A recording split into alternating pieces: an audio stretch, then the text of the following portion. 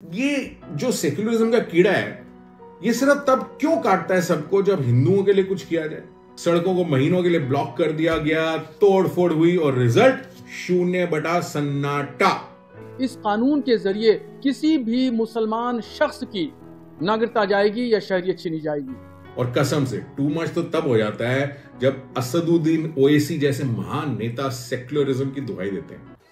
वो क्या क्या जो पूजा करते हैं, कितने राम लक्ष्मण दुर्गा लक्ष्मी फुला क्या क्या है। The discussion with respect to a CAA has been going on even before the BJP government ever came to power in 1998 for the very first time. That happened even before that. जय हिंद, नमस्कार। भारत सरकार ने CAA यानी citizens amendment rules को notify कर दिया है। पाकिस्तान, बांग्लादेश और अफगानिस्तान के हिंदू, सिख, जैन, क्रिश्चियंस, बुद्धिस्ट और पारसी कम्युनिटीज के लोग जो हिंदुस्तान माइग्रेट कर चुके थे 31 दिसंबर 2014 या उससे पहले तक, अब वो इंडियन सिटीजनशिप आसानी से ले पाएंगे। इसके अलावा जो लोग पिछले 14 में से 5 साल से भारत में रह रहे हैं, वो भी अब इंडियन सिटीजनशिप के लिए अप्लाई कर सकते हैं। और इलीगल माइग्रेंट्स यानी जो इंडिया में इलीगली आए हैं और कम से कम 5 साल से इंडिया में रह रहे हैं, वो लोग भी सिटीजनशिप के लिए अप्लाई कर सकते हैं। बट जो लोग उन एरियाज में रह रहे हैं जहां इंडियन कॉन्स्टिट्यूशन का 6th शेड्यूल फोर्स में है, वहां के लोग इस नए लॉ के अंडर इंडियन सिटीजनशिप के लिए अप्लाई नहीं कर सकते। और कुछ ऐसे एरियाज हैं असम, मेघालय, मिजोरम एंड त्रिपुरा के ट्राइबल एरियाज। और ये सारा प्रोसेस ऑनलाइन होगा सो दैट हमारे सरकारी बाबू इसमें भी कोई झोल ना ढूंढ पाए। खैर, अगर हम इस लॉ को थोड़ा समझने की कोशिश करें तो ये बेसिकली उन लोगों के लिए सबसे ज्यादा फायदेमंद है जो पाकिस्तान, बांग्लादेश और अफगानिस्तान जैसी इस्लामिक कंट्रीज में माइनॉरिटी कम्युनिटीज के सिटीजन्स हैं। ये लॉ तो बन गया था 2019-20 में, बट इसके डिटेल्ड रूल्स नोटिफाई नहीं हुए थे, जिस वजह से इसे इंप्लीमेंट नहीं किया गया था। एज एक्सपेक्टेड, जैसे ही गवर्नमेंट ने CAA के रूल्स को नोटिफाई किया, ऑपोजिशन पार्टीज को लग गई थोड़ी मिर्ची। अब आप सोचेंगे इस लॉ में ऐसा क्या है कि कांग्रेस, TMC जैसी ऑपोजिशन पार्टीज इतना शोर मचा रही हैं। मैं समझाता हूं। इन ऑपोजिशन पार्टीज का कहना है कि बीजेपी ने यह लॉ इस टाइम इसलिए इंप्लीमेंट किया है कि आने वाले जनरल इलेक्शन में बीजेपी को फायदा हो और पाकिस्तान, बांग्लादेश और अफगानिस्तान के मुस्लिम्स इंडियन सिटीजनशिप ना ले पाए। बात तो बिल्कुल ठीक है कि लॉ मुस्लिम्स को छोड़ के बाकी सारी कम्युनिटीज के हक में है। बट मगर लेकिन किंतु परंतु ये महान ऑपोजिशन के नेता लोग ये भूल जाते हैं या जानबूझ के बात नहीं करते कि मुस्लिम्स इन तीनों देशों में ब्रूटल मेजॉरिटी में हैं और हिंदूज और क्रिश्चियंस जैसे रिलीजियस माइनॉरिटीज के साथ इन तीनों देशों में बहुत अत्याचार बहुत सालों से चल रहा है। इनको इक्वल राइट्स भी नहीं मिलते हैं। पाकिस्तान में तो हिंदुओं की माइनर लड़कियों को रेगुलरली किडनैप कर लिया जाता है, जबरदस्ती उनकी शादी मुस्लिम से करवा दी जाती है और जबरदस्ती उनका धर्म परिवर्तन भी किया जाता है। आगे 1947 में जब हम आजाद हुए थे तो बहुत सारे हिंदू, क्रिश्चियंस, पारसी पाकिस्तान में ही रह गए थे, ये सोच के कि पाकिस्तान एक सेक्युलर देश बनेगा और जैसे पहले सब कुछ चल रहा था वैसे ही चलता जाएगा। बट हुआ इससे बिल्कुल उल्टा और पाकिस्तान बन गया एक कट्टर इस्लामिक नेशन, जहां कोई भी कभी भी आपको एक ब्लास्फेमी के लिए ब्लेम कर देगा और आपको बीच सड़क में हजारों की भीड़ मार देगी।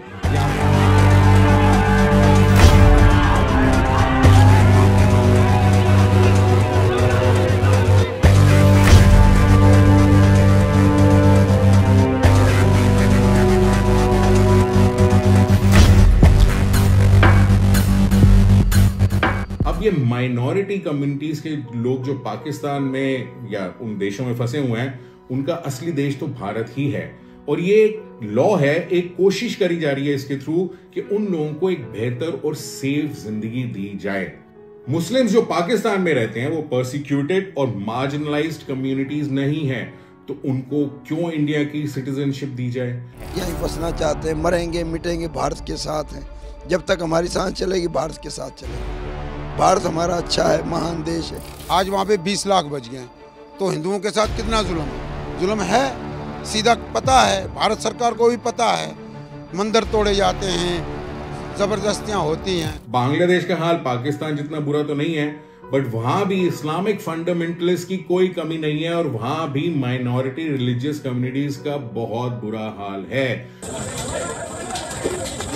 The Hindus have been targeted again in Bangladesh. An angry mob had converged here. These homes belonged to Hindus. One of them was torched.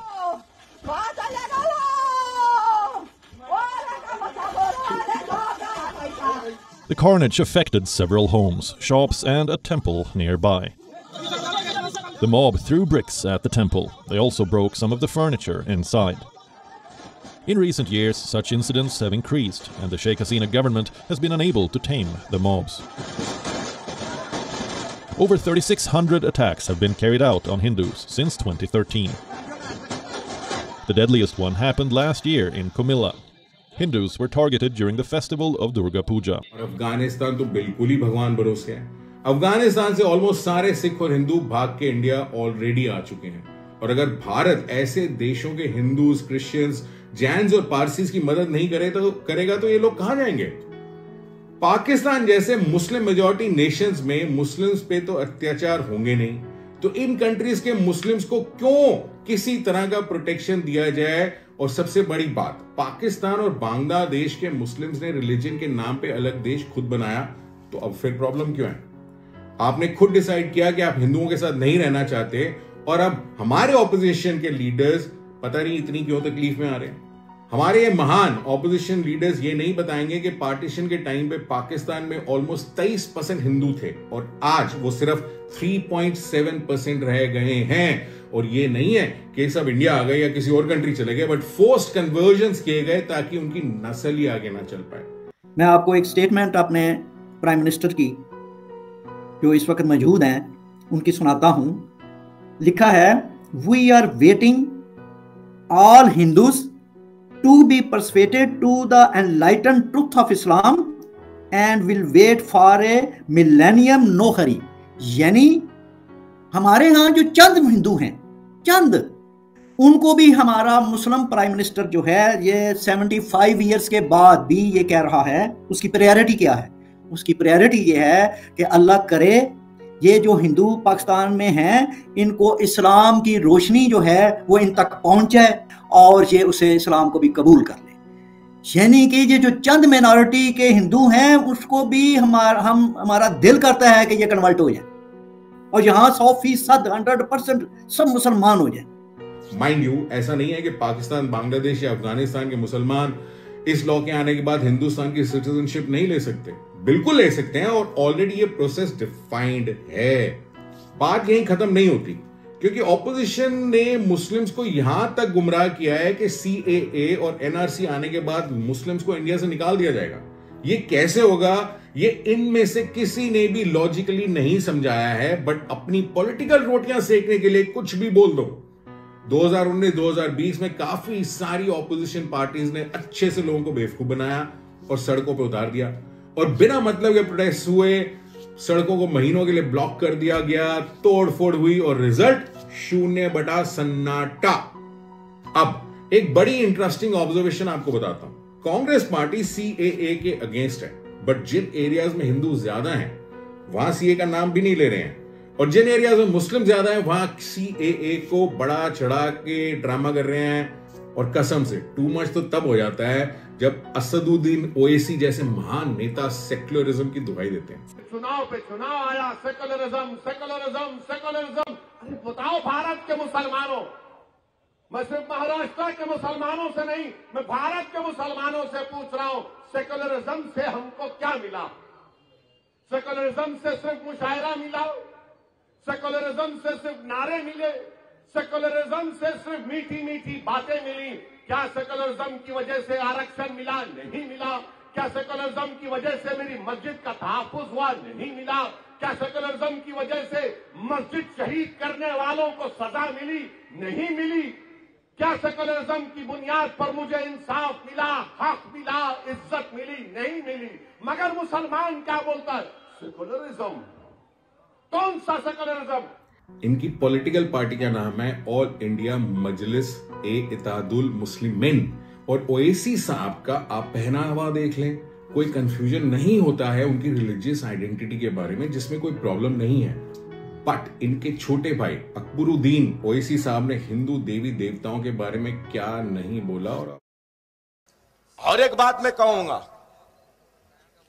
कई ये लोगों के खुदायां हैं, वो क्या क्या जो पूजा करते हैं, कितने राम लक्ष्मण दुर्गा लक्ष्मी फुला क्या क्या है, कितने भाई हर 8 दिन में एक नया पैदा हो जाता है।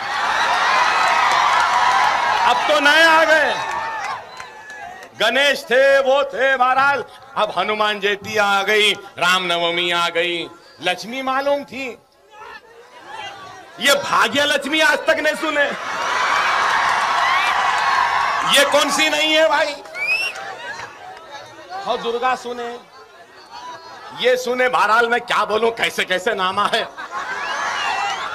ये मुबारक महफिल में वो मनुष्य नामों को लेके खराब करना नहीं चाहता। बताइए मगर भाग्य कहां से आई है। और उसके बाद ये लोग सेक्युलरिज्म की बात करते हैं, कमाल है। ऐसा नहीं है कि सारे मुस्लिम नेता सीए को अपोज कर रहे हैं। मौलाना शहाबुद्दीन रजवी ने इस लॉ के सपोर्ट में बोला है। भारत सरकार ने सीए कानून लागू कर दिया है, उसकी नोटिफिकेशन जारी कर दी है। मैं इस कानून के लागू किए जाने पर इसका इस्तकबाल करता हूं, स्वागत करता हूं।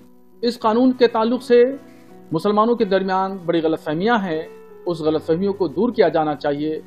और मैं बताना चाहता हूं कि इस कानून से मुसलमानों का कोई लेना देना नहीं है।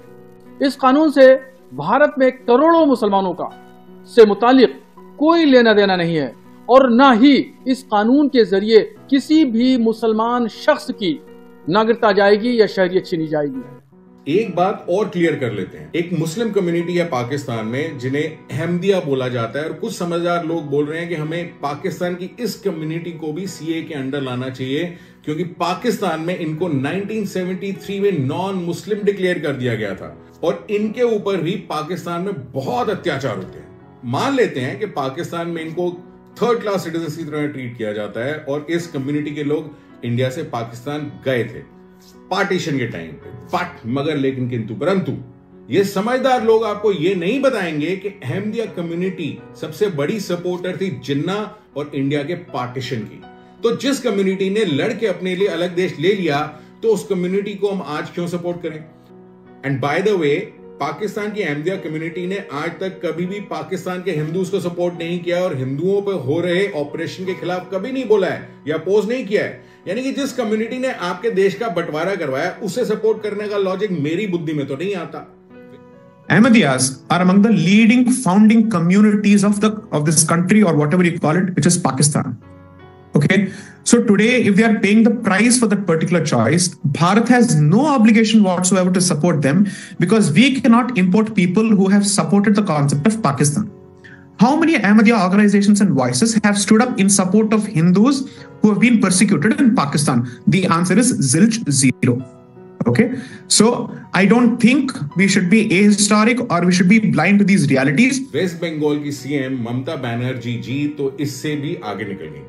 उनका कहना है कि सीए के अंडर किसी को भी सिटीजनशिप के लिए अप्लाई नहीं करना चाहिए, और अगर आपने अप्लाई किया तो आप फॉरेनर माने जाएंगे, आपका एग्जिस्टिंग वोटर कार्ड और आधार कार्ड छीन लिया जाएगा, और आप स्टेट गवर्नमेंट की वेलफेयर स्कीम्स का फायदा नहीं उठा पाएंगे।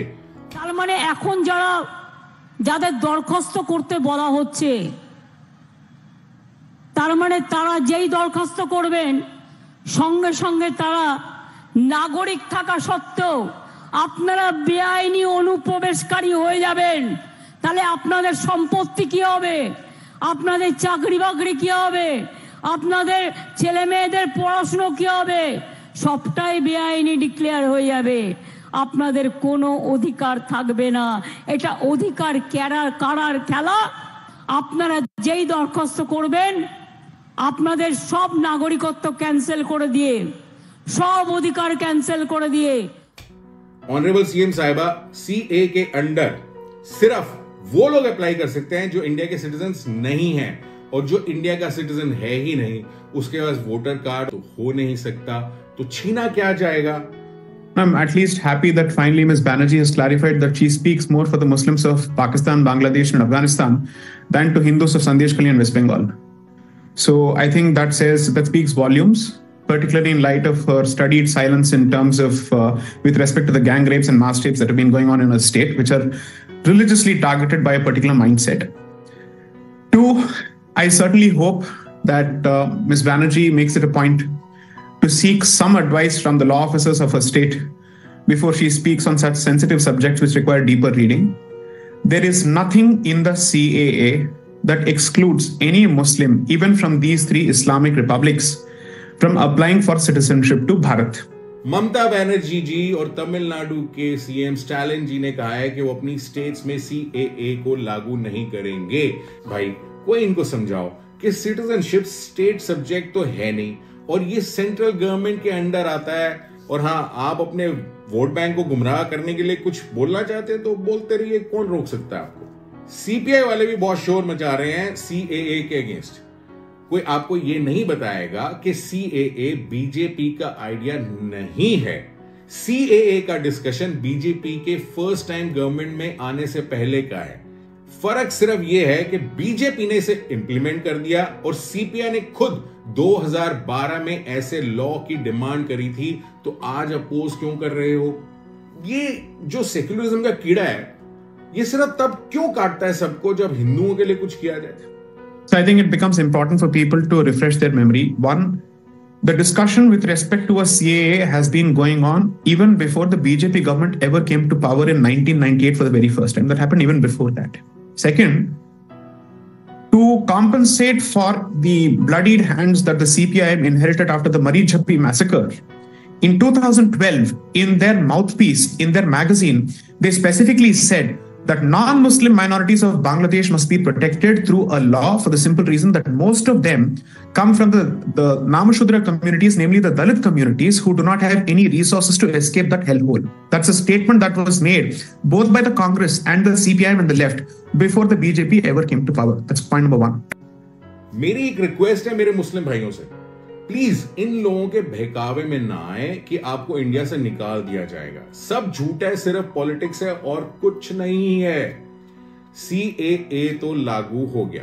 अब हम सबको किसी की बातों में आए बिना ये समझना जरूरी है कि ये लॉ किसी के अगेंस्ट डिस्क्रिमिनेट नहीं करता है और इनफैक्ट जिन लोगों के साथ पाकिस्तान, अफगानिस्तान और बांग्लादेश में गलत हो रहा है, ये लॉ उनको बचाने और एक बेटर जिंदगी देने की कोशिश है। कमेंट सेक्शन में हमें जरूर बताएं कि आपकी क्या सोच है CAA के बारे में। जय हिंद, नमस्कार।